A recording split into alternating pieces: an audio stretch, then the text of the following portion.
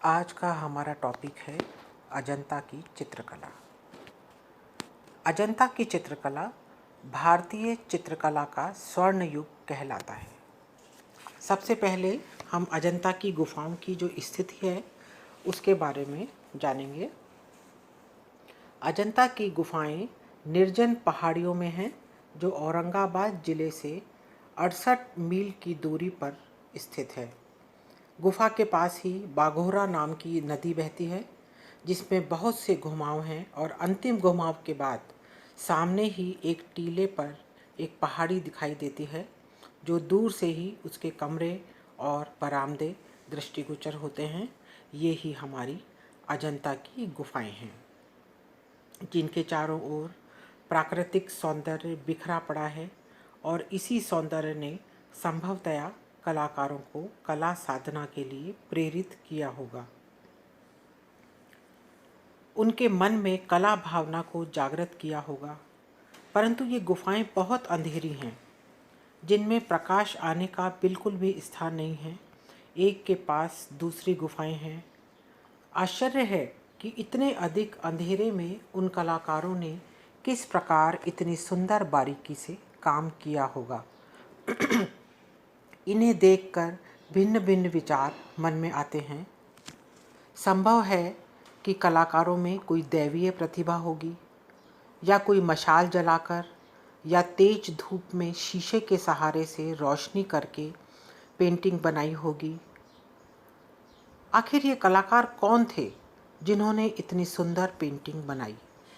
इसके लिए कहा जाता है कि ये बौद्ध भिक्षुक थे जिन लोगों ने अपनी तपस्या के लिए ऐसे प्राकृतिक सौंदर्य में निर्जन स्थान को चुना हो और आध्यात्मिक दृष्टि से चित्र बनाए हों। या यह भी हो सकता है कि उन गुफा में प्रकृति के सौंदर्य को परिलक्षित कर उसने और भी चारुता लाने के लिए गुफाओं को चित्रित करने के लिए सोचा हो। अजंता की गुफाओं की संख्या 29 है।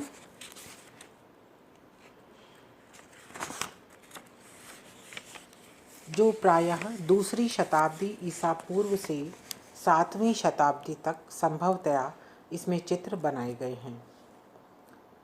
यहाँ 2 प्रकार की गुफाएं पाई जाती हैं, चैत्य और विहार। चैत्य में हम स्तूप आदि को ले सकते हैं जहाँ बौद्ध भिक्षु स्तूप बनाकर स्तूप की पूजा करते थे और उन गुफाओं में स्तूप के अंदर बुद्ध के अवशेष रखकर चारों तरफ परिक्रमा लगाते थे। दूसरे प्रकार की गुफाएं विहार गुफाएं हैं जिनमें बौद्ध भिक्षु रहते थे, साथ ही अध्ययन भी करते थे। परंतु दोनों ही प्रकार की गुफाओं में चित्र बने हैं, लेकिन उन चित्रों को ठीक प्रकार से सुरक्षित न रखने से अधिकांशतः नष्ट हो गए हैं। मात्र अवशेष ही प्राप्त होते हैं। इन चित्रों को देखकर लगता है कि जिन कलाकारों ने इन चित्रों को बनाया है वे सांसारिक भोगी थे और सांसारिक जीवन को उन्होंने व्यतीत किया है। कहीं कहीं ऐसा लगता है कि उन्होंने धर्म के प्रचार के लिए या आत्माभिव्यक्ति के लिए या राजाओं के आश्रित रहकर उनके आदेशानुसार ये चित्र बनाए हों। अब हम अजंता की गुफाओं की खोज किस प्रकार हुई, किसने इसको सर्वप्रथम खोजा और हमारे सामने इसकी जो चित्रकारी है उसको रखा। सर्वप्रथम 1824 में जेम्स फर्ग्यूसन ने अजंता का वर्णन लिखकर एक लेखा प्रकाशित करवाया और अजंता की गुफाओं की ओर कला प्रेमियों का ध्यान आकर्षित किया। उसके बाद 1915 में इंग्लैंड की प्रसिद्ध कलाकार लेडी हैरिंगम कई भारतीय कलाकारों के साथ, जिसमें नंदलाल बोस भी थे, अजंता की पेंटिंग की नकल करने गई। इसके साथ ही बाद में इन गुफाओं को सुरक्षित रूप देने के लिए पुरातत्व विभाग के हाथों में इनको सौंप दिया गया। उसके बाद अन्य कलाकारों को नियुक्त किया गया जिन्होंने यहाँ के समस्त चित्रों की प्रतिलिपि के साथ एक सुरक्षित रखने का दायित्व भी अपने हाथ में ले लिया। लेडी हेरिंगम ने लिखा है कि अजंता के चित्रों के कारण भारत मानवता की श्रद्धा का अधिकारी है।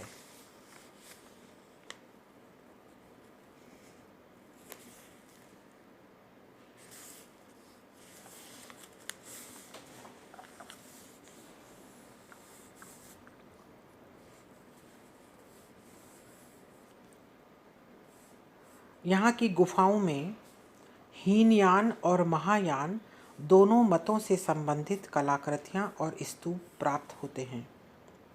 हीनयान के स्तूप बिल्कुल सादे हैं, जिनमें गुंबद के ऊपर छोटे छोटे 3-4 गुंबद, बुद्ध की मूर्ति और सजावट बहुत कम है। इस प्रकार की 8वीं, 9वीं, 10वीं, 12वीं और 13वीं गुफा मिलती है। इन गुफाओं में प्रतीकात्मक चिन्हों को भी कहीं कहीं बनाया गया है।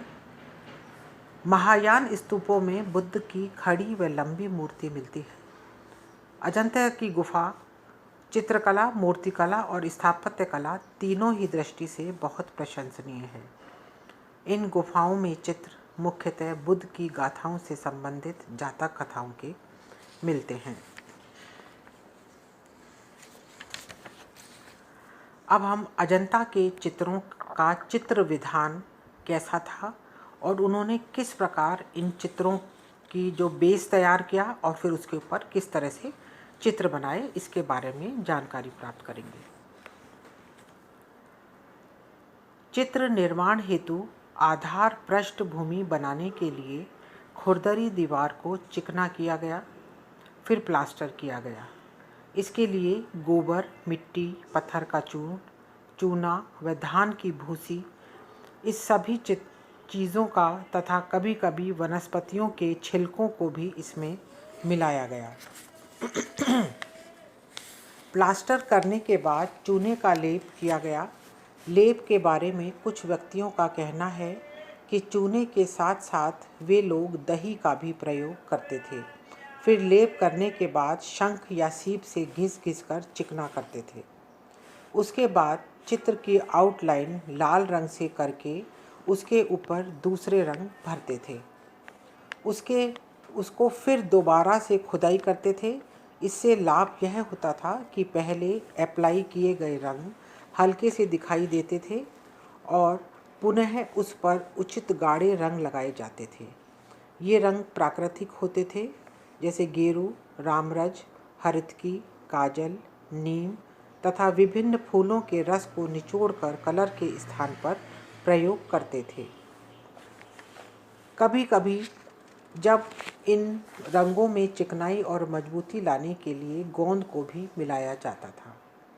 इसके अतिरिक्त कुछ विद्वानों का मत है कि इन कलाकारों ने चित्र बनाने से पूर्व एक विशेष पशु की खाल पर चित्र बनाते थे, पुनः उस चित्र को दीवार पर रखकर लोहे की कलम से पृष्ठभूमि पर छापते थे। जब उसकी गहरी रेखा पृष्ठभूमि पर बन जाती थी, फिर उसमें गेरू भर दिया जाता था। दूसरी तरफ कुछ व्यक्तियों का कहना है कि छापने की उन्हें कोई ज़रूरत नहीं होती थी, वरन उनमें इतनी क्षमता थी कि मूल आकृति को दीवार पर डायरेक्ट ही बनाने की क्षमता रखते थे। इसके साथ ही कहीं कहीं इन चित्रों की लाइनिंग में करेक्शन करने के लिए काले रंग का प्रयोग भी करते थे। D.P. धूलिया का मत है कि अजंता की पेंटिंग को हम फ्रेस्को बोलते थे। वास्तव में उनकी टेक्निक की दृष्टि से देखा जाए तो ना ही यह फ्रेस्को है और ना ही टेम्परा है, अपितु दोनों ही टेक्निक का एक मिश्रित रूप है। इसलिए दोनों का मिश्रित रूप होने के कारण इनको म्यूरल पेंटिंग कहा गया।